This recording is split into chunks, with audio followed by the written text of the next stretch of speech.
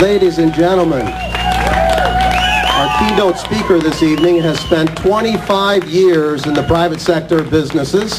In fact, he headed up 4 enterprises of his own.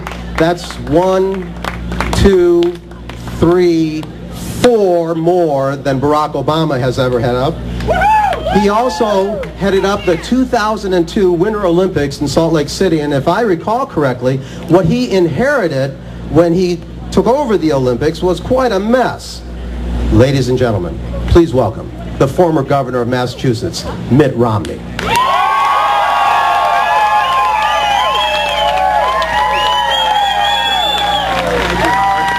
Thank you, Howard.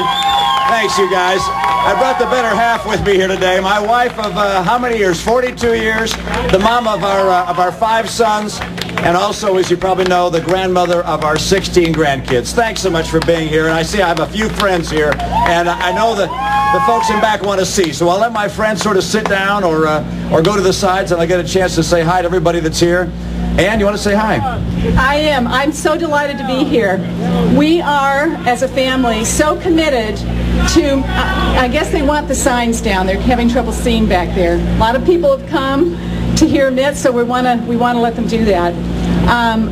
I want everyone to know that we've thought about this for a long time. After the last campaign, there was one thing I knew for sure. I felt so tired and exhausted. I said I would never do this again, and here I am.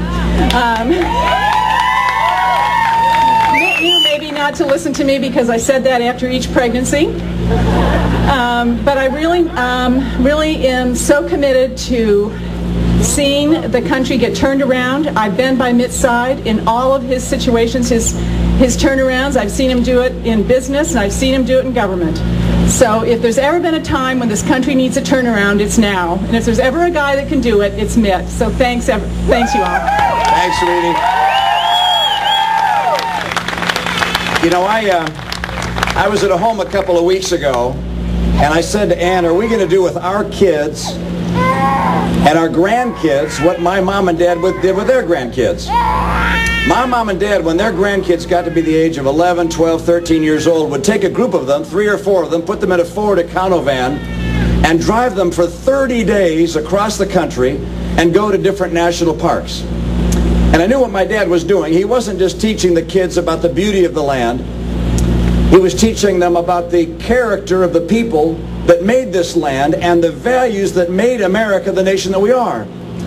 I'd been on a trip like that myself with my mom and dad, and they read to me from a book called Men to Match My Mountains. And as I told that story a couple of weeks ago, a fellow in the audience said, do you know the poem from which that title was taken? I said, no. It was written by someone named Samuel Walter Foss from right here in New Hampshire, Candia, New Hampshire. He wrote a poem in the 1800s, and I've learned the words. It's only 4 lines, even I can do that. It goes like this. It says, bring me men to match my mountains. Bring me men to match my plains. Men with empires in their purpose and new eras in their brains. This is a land that was achieved and crafted by people who had empires in their purpose and new eras in their brains. And by that, we're not talking about conquering other nations. We're talking about values of pioneering and innovation and creativity. America would lead the world and change the world by virtue of the extraordinary brilliance of our founders. Because when they crafted this country, they did not just give us political freedom, powerful as that is. Their brilliance in seeing that the state should be the servant and the citizen should be the sovereign was groundbreaking and changed the world. But they also gave us another freedom. The freedom to choose our course in life. Individual freedom. Economic freedom. Americans could be free to do whatever they wanted. And as a result of these freedoms, people from all over the world wanted to come to America. Come here to craft for themselves and for their children a better life. This is the greatest nation in the history of the earth, in part because of the brilliance of these founding parents who understand the power of liberty and freedom, and we're going to make sure we keep it.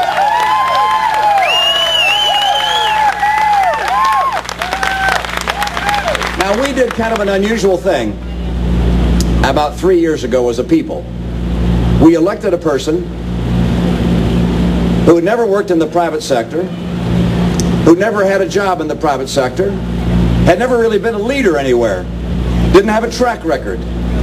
And some people asked, what would happen if we chose someone as the president who had no experience? Now we know. And it's not a very pretty picture, is it? We have, and you know the numbers, we have today about 25 million people that are out of work or stopped looking for work or in part-time jobs and need full-time work. We had last month 0 job creation. Look, a shutout is okay in baseball. It's not good when you're talking about jobs. We have 0 confidence, 0 faith in a president who created 0 jobs. It's time for someone who knows how to create jobs and get our economy going, and that's something I know. That's in my wheelhouse, and I'll get America working again.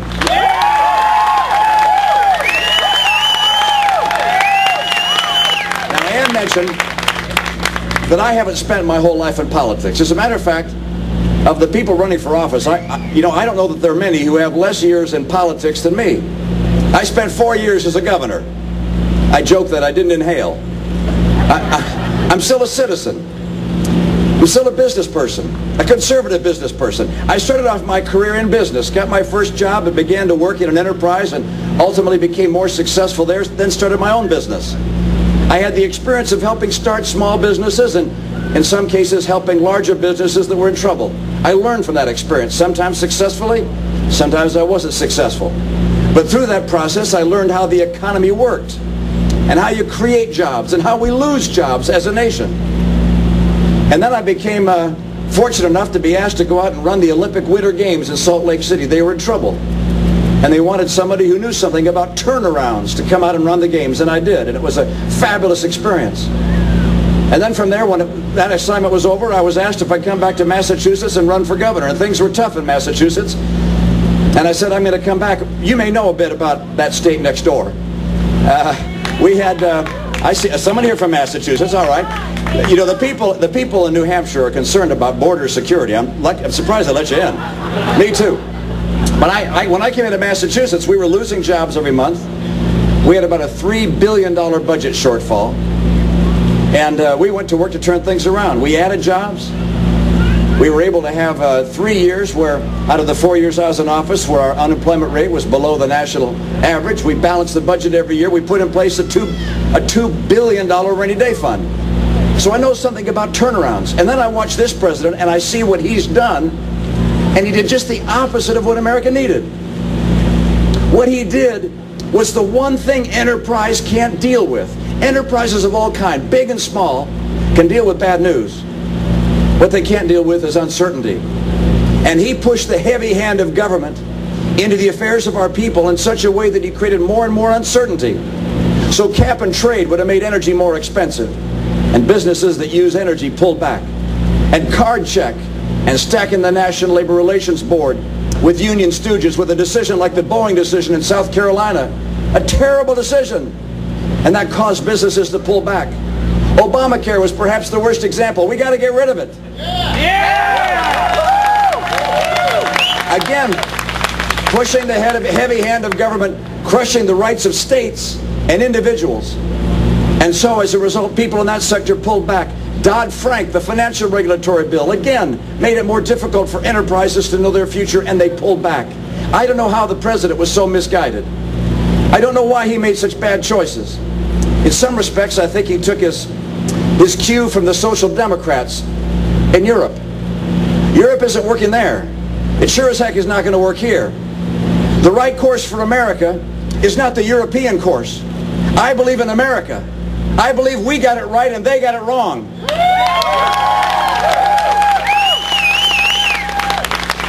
I believe in our freedoms, our political freedom. I believe in our economic and personal freedoms. I believe in free enterprise. I believe in capitalism. The other day I was in a kind of a meeting with some folks in the Iowa State Fair, and we were talking about taxes. Someone said, why don't you just raise taxes on corporations? And I said, corporations are people. And the Democrats said, oh, he's in big trouble now, saying something like that. Well, don't they understand Do we work for corporations and our retirement is based on the success of corporations, and corporations have employees that are people and they have customers that are people and shareholders that are people? We want employees to have a brighter future, and so we want business and corporations and enterprise to grow and thrive in this country. I believe in free enterprise.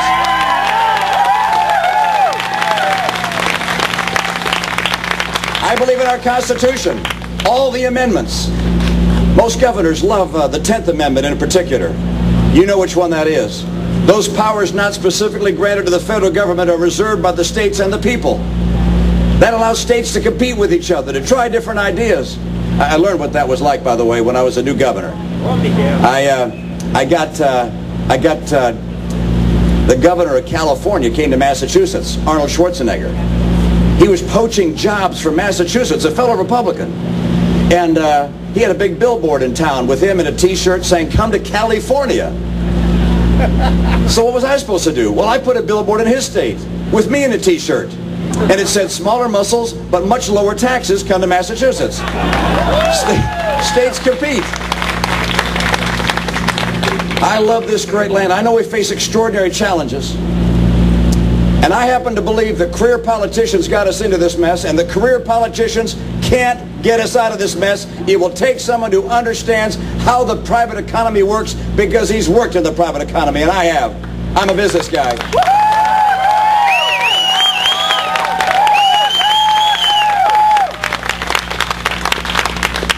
I want to mention one more thing. You know the challenges we have. $14.5 trillion in debt.